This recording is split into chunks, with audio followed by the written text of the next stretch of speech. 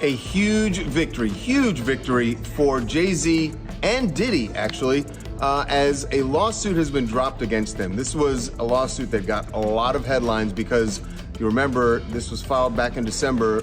The accuser said she was just 13 at the time that, as she put it, Diddy and Jay-Z raped her at a VMA after party back in 2000. Well, that lawsuit is no more. She voluntarily filed to dismiss it today without prejudice, filed those documents in federal court, and that means without prejudice. That part means that it cannot be refiled. There was no settlement here. This was her going in and dropping the case. It's your and Jay's issue. It's just competitive stuff. It's really just competitive. This is what I'm saying. When it gets past actual art, like actual music, and you're trying to block something that's in business, then it feels weird. It feels like we should be having beef. I wasn't in the ad because of look, Jay-Z and them was putting it together. Mm-hmm. So I think they still harbor some energy towards me. You think you were purposely left out of the ad? No. Okay. I don't think. I think that they were saying the NFL had some issues with me that I don't know what those issues are. Like, what is the issue? You see what I'm saying? New claims just hit the internet after 50 Cent shared what he says is never-before-seen footage tied to private industry parties involving Jay-Z, and now social media is going crazy. People are suddenly talking about consequences, even though nothing has been proven and the pressure is clearly heating up. Everybody knew 50 was eventually going to take aim, but nobody expected him to push it this loud and this bold. So how did this even start? But now the question is Jay-Z involved in crazier things? And people are pointing their attention towards 50 Cent, wanting him to do a Jay-Z documentary. I think there will be something coming because there's a lot of stuff brewing online when it comes to Jay-Z, and it's only a matter of time before, somebody comes out and says, hey, this guy did this guy did that to me. I don't know. I'm not saying he did or did not, but we'll see what happens down the line. I hit the homie, the big homie Jay-Z, right? And I told him to come pull up on me. And he pulled up on me and he said, the white guy called for 50 Cent. So I said, who's the white guy? I'm digging this Jimmy Iovine. And he said, no, Eminem called directly for 50. And he said, that's his guy. He said, I can't do it if I can't bring 50 up. But that's his. It all traces back to a civil lawsuit filed on December 8th, 2024, where Jay-Z was named as a defendant in an old allegation brought by someone using the name Jane Doe to remain anonymous. The claim points back to an after-party following the MTV Video Music Awards in September 2000, and that's where things get tricky fast. Jay-Z's legal team, led by Alex Spiro, fired back hard, saying the law used didn't even exist at the time and flat out denying everything, calling the case heinous and frivolous. This wasn't some polished PR fluff at all. The response read aggressive, personal, and straight to the chest, like Jay-Z himself was fighting to protect his name and his family. No hesitation. There's an accusation about Jay-Z and Diddy and a teenager, 13-year-old teenager. And we were speaking about just the statement. Right. The statement, you were saying you felt like that was calculated. That was, the statement is something from, you can tell it was written by a lawyer. Because there's a point where it kind of gets aggressive. He says, you're gonna find out, like how I'll handle this. And that's an attorney want to be combative with another attorney. And it looks like he might actually do it, because on Instagram, he posted a drawing of Jay-Z that kind of makes fun of his looks, and he posted that photo and he said this in the caption: please stop sending me stuff like this. I'm not gonna post it. Basically making a joke, because obviously he posted it on his social media. But, and here's the interesting but in this, is someone commented on the post and the comment got liked by 50 Cent. And this is the comment. It's from Dom KMDA. I hope I pronounced that right, Dom Kanmada. He commented saying, my only question, he's next, isn't he? And 50 ended up liking that comment. Right. And I'm like, that's when I start saying crazy stuff, because I look and I go, oh, that should be going. The defense immediately started tearing holes in the story. The plaintiff claimed that after the alleged incident, she escaped and called her father from a gas station, saying he drove hours to pick her up. But when investigators spoke directly to her father, he flat out said he didn't remember anything like that happening. He reportedly said, "That's the kind of moment you don't just forget, period." Then the timeline started looking shaky too. She described the after party happening at a private house, but photos and records from that night showed the real gatherings were at clubs like Twirl and Lotus. The locations didn't match, and neither did the flow of events. It got messier when she claimed she spoke with Benji Madden from Good Charlotte, but his team confirmed the band was touring in the Midwest that night and not even at the event. Even the plaintiff later admitted some details were unclear and that mistakes were made while recalling events. She blamed the gaps on trauma and time passing, but still stood on her main claim. Then it all wrapped up fast. There's also something that's very interesting that went over a lot of people's heads, and that's the documentary coming out on December 2nd. That Diddy documentary coming out on that date. Literally 2 days later, you have Jay-Z's birthday, December 4th, which to me sends a subliminal message to Jay-Z that you're next. So that's crazy. That just, to me, shows that 50 is potentially gonna work on something going at Jay-Z. Like, and I, with M, because like with Nori he had communication. He said, yeah, I talked to the big homie. He said, so Jay was telling me, the white boy wouldn't do the truth without 50. As you might imagine, Jay-Z is thrilled with the victory, but is also really pissed he even had to go through this. He gave us a statement saying that the fictional tale they created was laughable, if not for the seriousness of the claims. I would not wish this experience on anyone. The trauma that my wife, my children, my loved ones, and I have endured can never be dismissed. I don't know what's going on, but are we still going to have the Super Bowl? I'm just asking for a friend. Yeah, I'm asking for Kendrick. I'm just trying to figure out if we're still doing everything the way. Because look, they will fall back. The NFL, they won't necessarily be associated to that. On February 14th, 2025, her lawyers filed a voluntary dismissal with prejudice in federal court in Manhattan, which straight up means the case was finished forever. No retries. There was no settlement, no payout, and no admission of anything. Her team later said she feared retaliation, but the filing itself gave no reason at all. And after all those holes got exposed, she walked away completely. On the other side, Roc Nation and Jay-Z made it clear no money changed hands and said the case never should have existed. Jay-Z said he was relieved but still heated about what his family went through. And even though the case ended fully in his favor with no criminal charges, he clearly wasn't satisfied with just that win. He wasn't trying to move on quietly at all. Jay-Z wanted smoke with everybody who put this on his name, and he aimed straight at Tony Busby, the lawyer who filed the suit, accusing him of running what he called a straight-up shakedown. Jay-Z said the system needs fixing, protecting real victims and protecting innocent people from having their names dragged for nothing. Tony Busby was the lawyer who filed this lawsuit for the plaintiff, who filed anonymously. He is the guy who's filed dozens at this point of cases against Diddy, and Jay-Z had a shot for him, saying this 1-800 lawyer gets to file a suit hiding behind Jane Doe, and when they quickly realize that the money grab is going to fail, they get to walk away with no repercussions. The system has failed. And the most recent thing that caused a lot of tension was the Super Bowl.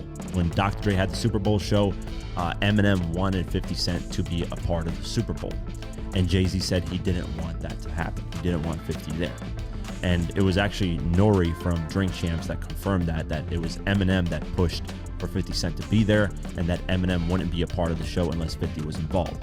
And then Jay-Z was like, fine, the white boy, asked for 50, we're gonna make it happen, I guess.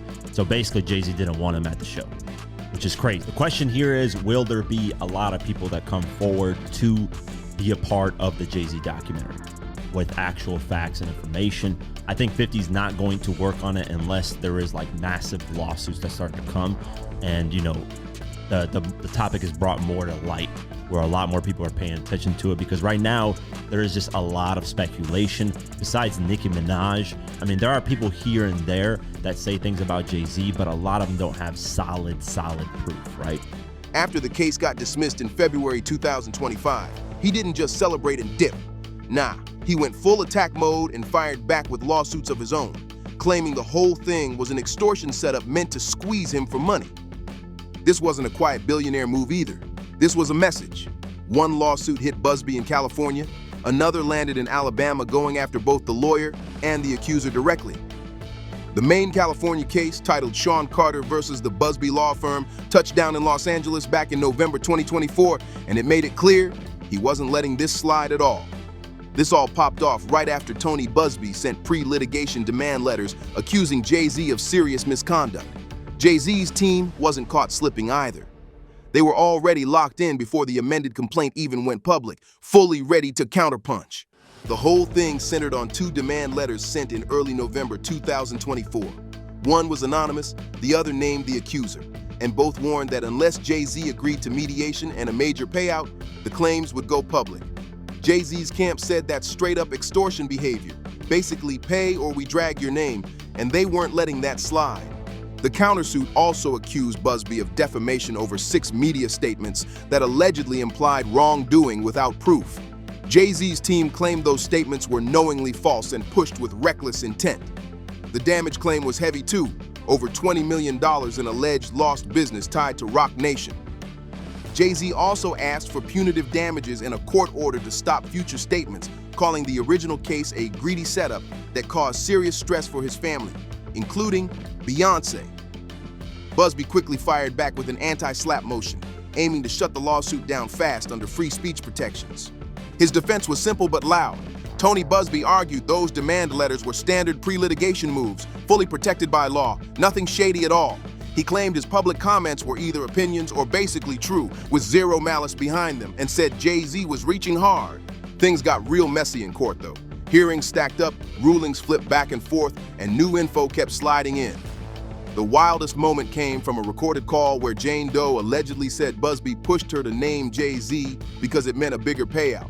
She reportedly said Jay had nothing to do with any assault, and that recording became Jay-Z's main ammo to argue the whole case was cooked from day one. But on July 1st, 2025, LA County Superior Court Judge Mark H. Epstein dropped a 65-page ruling, granting Busby's anti-slap motion, and wiped out the case completely. He ruled that pre-lawsuit settlement demands aren't extortion under California law, and the defamation claims didn't meet the high bar for proving malice against a public figure. The judge even admitted the outcome might have been different if that recording could have been used cleanly, which left a lot of people shaking their heads. At the end of the day, First Amendment protections took the win. Tony Busby celebrated hard, saying he was coming straight for attorney's fees from Jay-Z, but Jay-Z's camp wasn't backing down at all. His team announced an immediate appeal, claiming the judge overlooked key evidence that showed the accusations were made up, and they made it clear the fight was far from over. While that appeal moved up the ladder, another lawsuit was already in motion. In March 2025, Jay-Z filed a separate case in Alabama federal court, targeting Jane Doe directly along with Busby and co-counsel David Fort. The claims were the same, conspiracy and extortion. And Jay-Z's team said Jane Doe admitted to investigators that the accusations were false. By late 2025, the Alabama case was still active, with motions flying, but no final ruling yet. Jay-Z's strategy was obvious, pressure from every angle until they fold. And while all this played out in court, 50 Cent kept the drama alive online, blasting commentary to his massive Instagram audience and making sure nobody forgot what was happening. 50 Cent had a massive platform and zero chill when it came to Jay-Z, and he used it non-stop. His posts peaked in December 2024, right when the amended lawsuit dropped, and he went straight for shock value. On December 10th, he shared an AI-generated deepfake showing Jay-Z in handcuffs after stepping off an award stage, captioned, "I'm afraid for my life," and the internet lost it. When Jay-Z showed up to the Mufasa, the Lion King premiere with Beyonce, trying to present a united family front, 50 cracked jokes about that too, keeping the pressure high.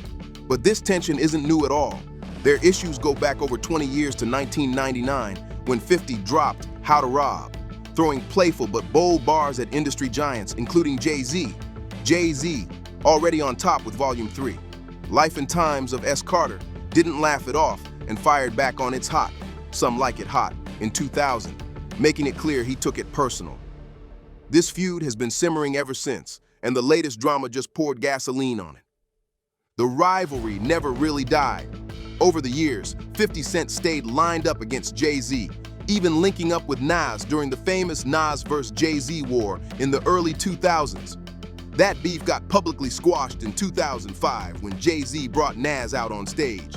But the tension with 50 never fully cooled off. And by the 2020s, 50 was still throwing slick shots online every chance he got. Things really flared up again around the Super Bowl halftime show. Dr. Dre was putting together that iconic performance, and Eminem reportedly wanted 50 included. But with Roc Nation and the NFL involved, there was resistance. According to NORE on Drink Champs, Eminem had to push hard, saying he wouldn't do it without 50. To 50, that crossed from rap beef into business politics, and that history explains why he was quick to pounce when Jay-Z's legal drama surfaced years later. Now all of this is playing out on massive platforms where millions can watch it unfold in real time. Every post, every jab, every rumor is front and center. And none of 50 Cent's commentary felt random either. It was all tied to his Netflix documentary project. The series, The Reckoning, was announced in 2024 with 50 as executive producer alongside director Alexandria Stapleton. And he kept teasing exclusive content online, making people wonder if Jay-Z was about to be a target.